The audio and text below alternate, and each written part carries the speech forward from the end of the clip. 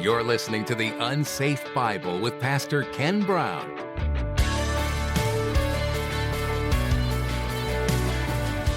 The name of this area, the Burned Plain, Katakalkumene, was a perpetual warning. They lived under danger and threat, and they lived in the country because they didn't want to disappear. So when this letter is written, that fear is still there. Now, the earthquake was in 17 AD. It's 90 AD, and they're still scared of this earthquake. They still remember it. The buildings are still damaged, and they can still see it.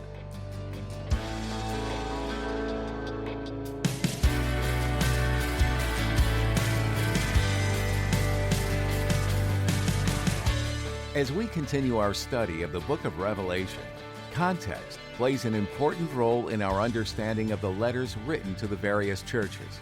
Today, Pastor Ken will take a close look at the history of the ancient city of Philadelphia, a city shaken by earthquakes and living in nearly constant fear of them. They couldn't trust the structures of man to protect them, and many lived in the countryside to avoid being crushed by falling buildings in the inevitable earthquakes that were to come. Well, let's join Pastor Ken in the book of Revelation chapter 3 as he begins his message, The Holy Genuine Door. We're still in Revelation, of course, but we're going to talk about the church in Philly tonight. Not Philadelphia, Pennsylvania. This is Philadelphia, which is Philadelphia in Turkey. And we're going to find out that at least we'll get the first verse 7 done tonight. We're going to talk about the Holy Genuine Door.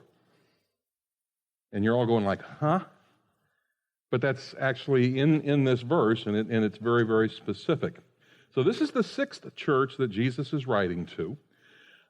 It's the third of the last four, and remember, the last four are churches that will go through the tribulation or will not be here during the tribulation. They'll be taken up.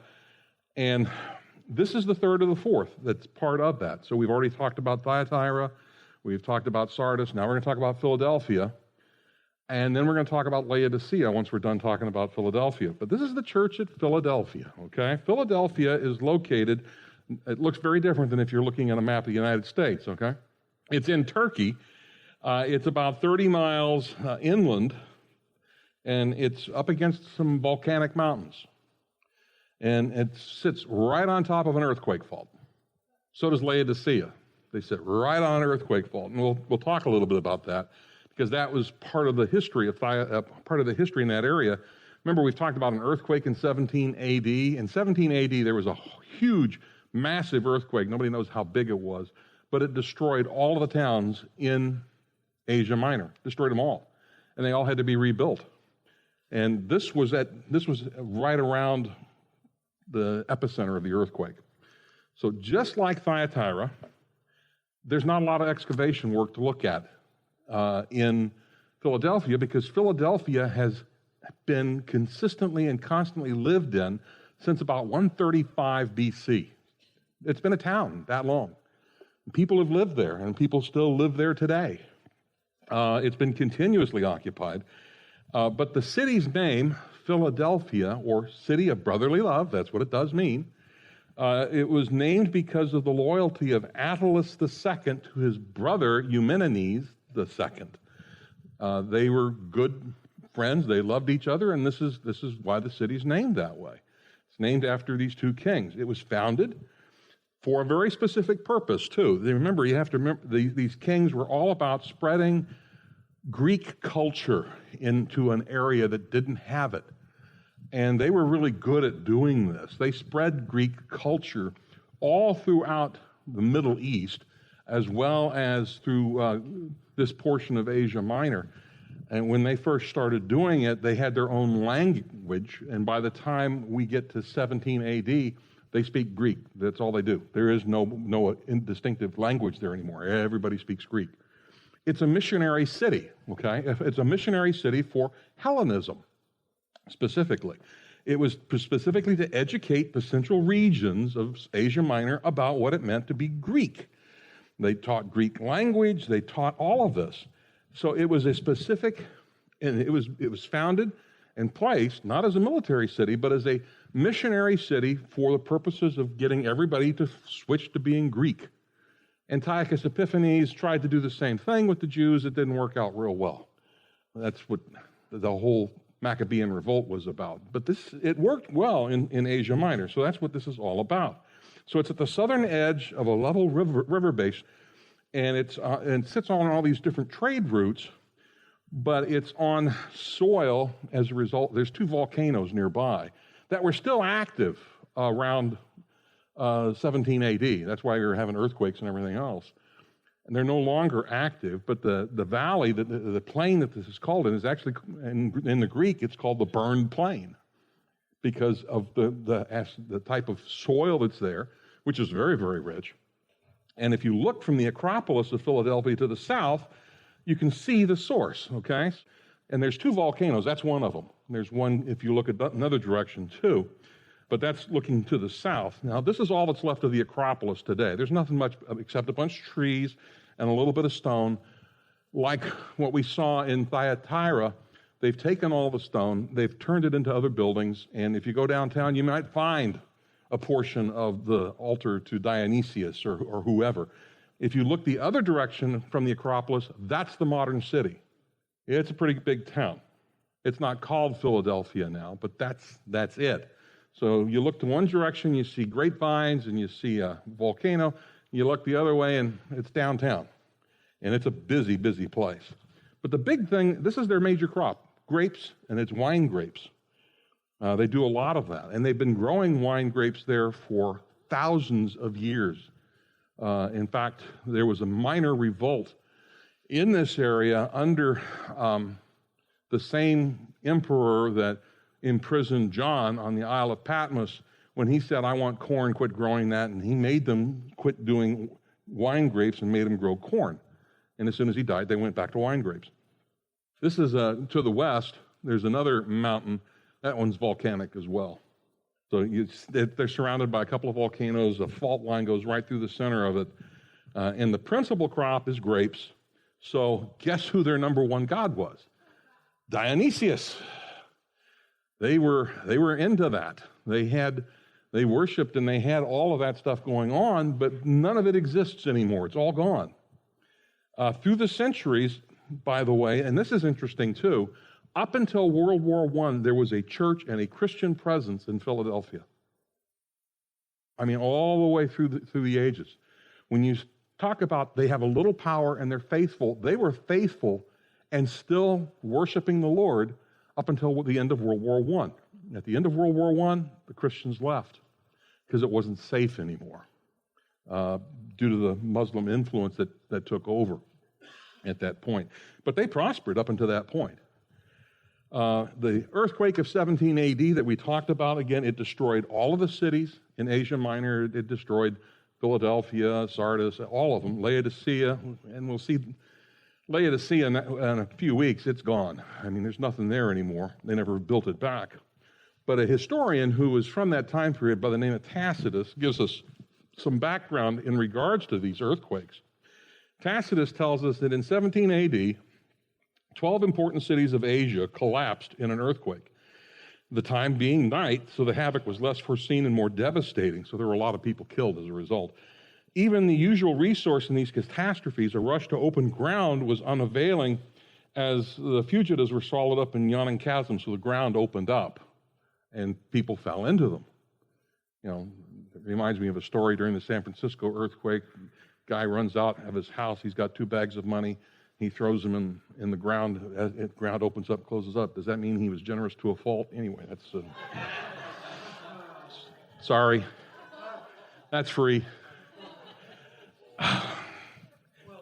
Anyway, but that's what people were trying to get away from the earthquake. And if you've never been in an earthquake, I've been in a 7 and a 7.5 and a 6.1, and if it's not at least a 6, I don't even pay attention to it anymore.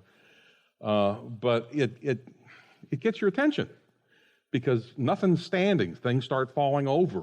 Walls start collapsing. And what they talked here, and Tacitus tells us, is there are accounts of mountains that actually sank and plains that actually became mountains. The earthquake in Bakersfield, California in 1952, there was a mountain that rose 20 feet as a result of that earthquake. I mean, that was a 7.1. So it does happen. The earthquake in Japan that took place, the axis of the earth actually moved a half an inch as a result of that earthquake. The axis of the earth moved. So, I mean, that's a big earthquake. But this is what was going on. They said fires everywhere. And of course, the heaviest disaster, it says, was in Sardis. And Caesar gave them a bunch of money. We talked about that before. They got 10 million sesterces, and they didn't have to pay taxes. But you'll see the list of the cities. You see Timoneus, Philadelphia, okay, is part of the city, is one of the cities where they were given a tax relief and they were given money by Caesar to rebuild. So in gratitude, the city renamed itself Neo Caesarea, at least for a few years, during the reigns of Tiberius and Claudius, and then they changed it again. So this town of Philadelphia kept changing its name, and they changed it several times. And everybody there knew it. So when we see that Jesus says, I'll give you a new name, well, this town has a new name every other week, apparently, it seemed like. But the earthquake of 17 AD was not something that they forgot very quickly. And the reason why I'm talking a lot about it, it does reflect in what Jesus talks to this church about. They continued to have a worry about aftershocks, and apparently there were a bunch of them. For years, the people would not live in town. They would live out in the country in tents because they were fearful of being caught in another big earthquake. Strabo, who was a geographer from that time period, writes this. He says, the city of Philadelphia, ever subject to earthquakes, incessantly the walls of all the houses are cracked. Different parts of the city are affected at different times, so very few people live in the city. And most of them spend their lives as farmers in the country, since they have fertile soil. So you may be surprised at the few that are fond of the place when their dwellings are so insecure, and one might marvel that they're still there, basically, is what Strabo was saying. He also says that in Philadelphia, the city near it, not even the walls are safe, because he's saying that when he went there and did a survey for Caesar, that the walls weren't safe, they were shaken, and they cracked every day. The inhabitants were continually attentive to the disturbances of the earth and plan all structures with a view that there's going to be another earthquake. So they were building with that in mind, that everything was going to fall over. The state of panic that they had in Philadelphia continued when Strabo wrote. Many of the inhabitants remained outside of town. They lived in huts and booths over the Vale. Those who were foolhardy enough to remain in town would do things to try and strengthen the walls. You know, I mean, my sister lives in Southern California. She actually has latches on all of her cabinets so that they can't open unless you unlatch it. She learned that in a 6.5 earthquake when all of her dishes fell on the floor. Just came out of the cabinets, and all the bookshelves fell over, so the bookshelves are actually screwed into the walls. They don't have any things in the ceiling, really. There's no fans or anything because they'd fall.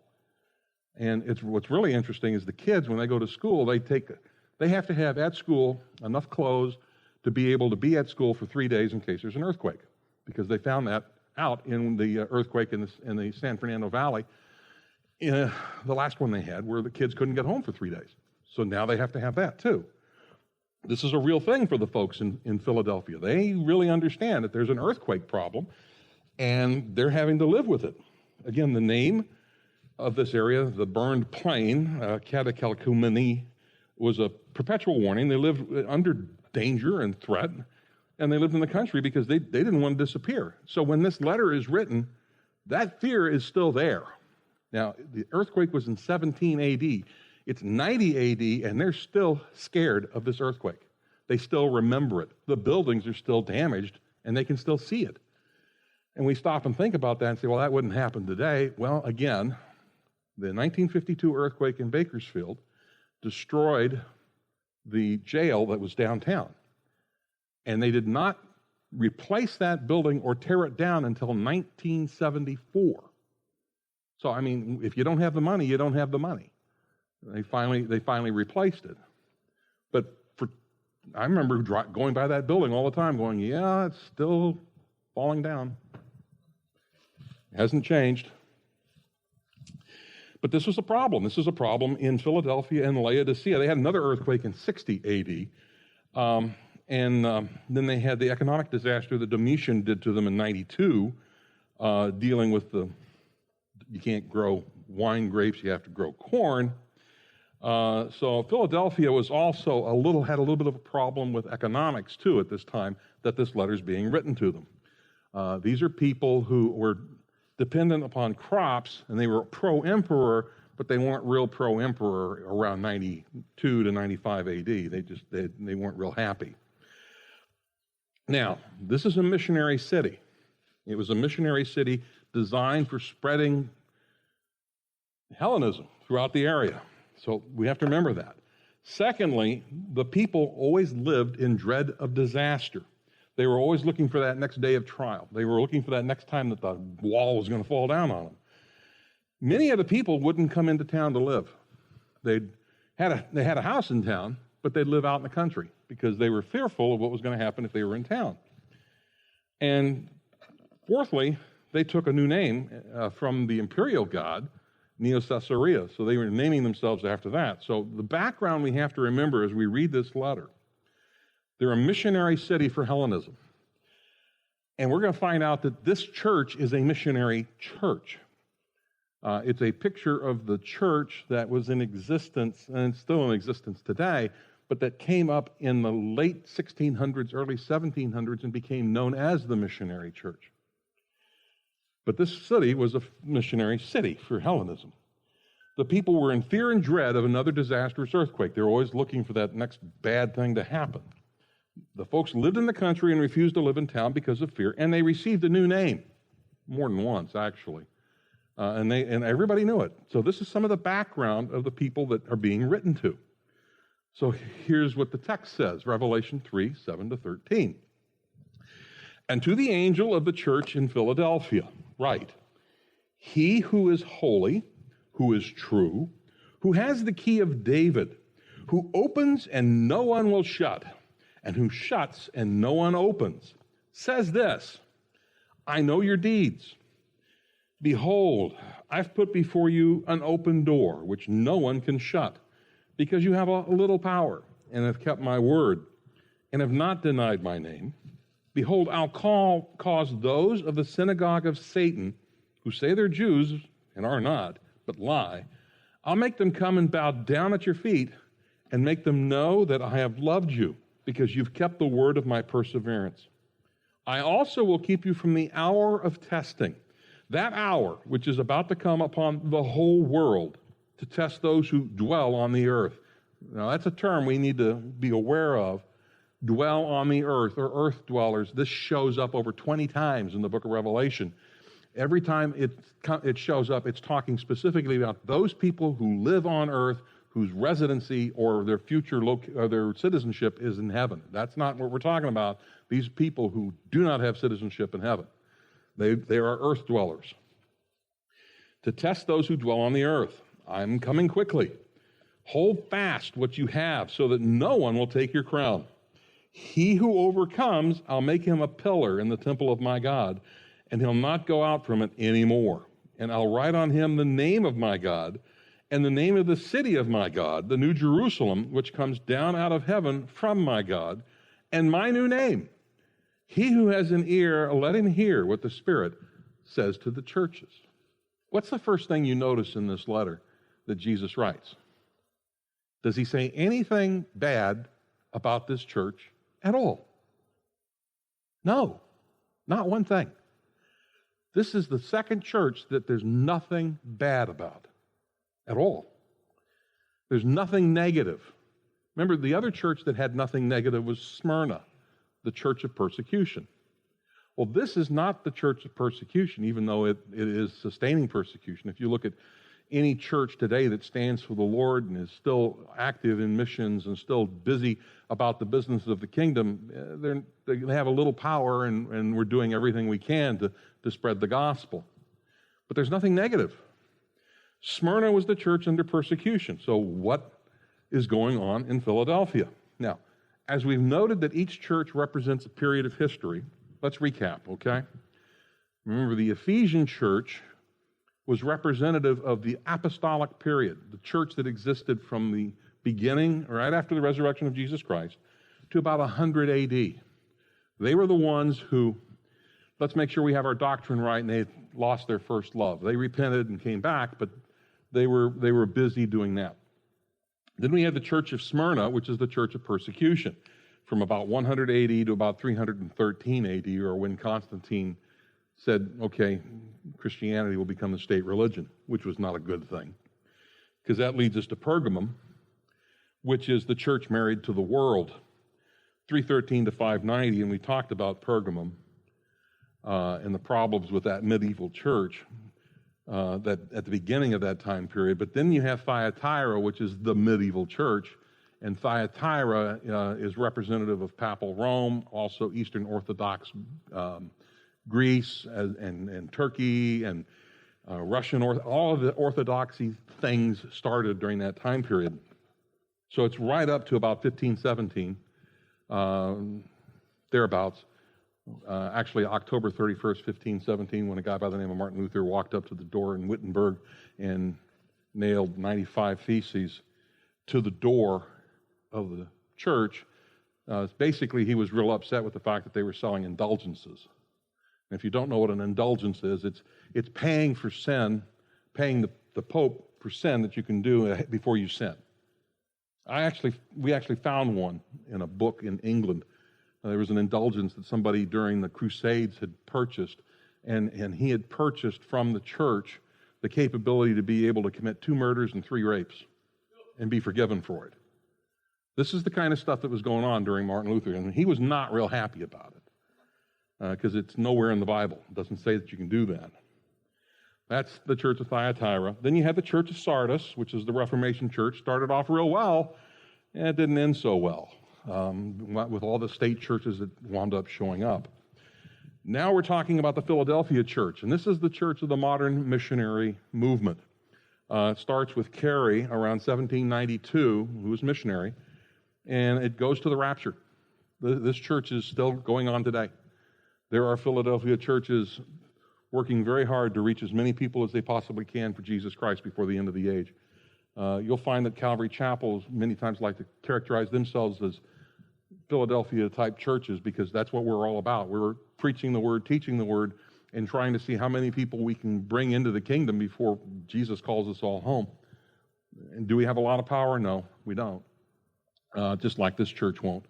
But there's also the problem when you're the Philadelphia church, you have these other churches around you. You still have Sardis, and you still have Thyatira, and you still have Laodicea, and we'll talk more about Laodicea when we get to it. Laodicea is the apostate church, and it began, some people say, at the beginning of World War I. Now remember, World War I is the primary event predicted by Jesus Christ in Matthew chapter 24 when he talks about wars and rumors of wars, and he uses a term that talks about world war. It's the first time we see it in the scriptures. He actually uses that. And that's World War I. And that's why you see the church moving out of Philadelphia at the end of World War I. You see all of the things happening in World War I. And the world literally changed dramatically as a result of that war. But also apostasy sets in, and it actually had roots prior to that in the 1800s in Germany with a bunch of dead German guys. If you want to know about those dead German guys, talk to Pastor Dan. He went to a seminary where they taught them. I didn't go to that school. I went to one where we still taught the Bible. Anyway, I went. Couldn't resist. Just saying.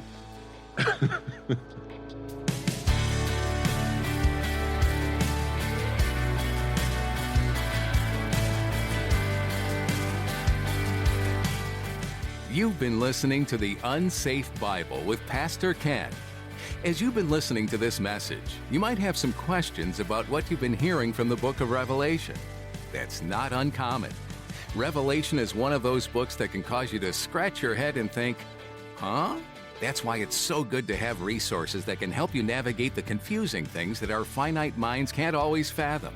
If you'd like some additional direction, head over to theunsafebible.com and go to the About tab.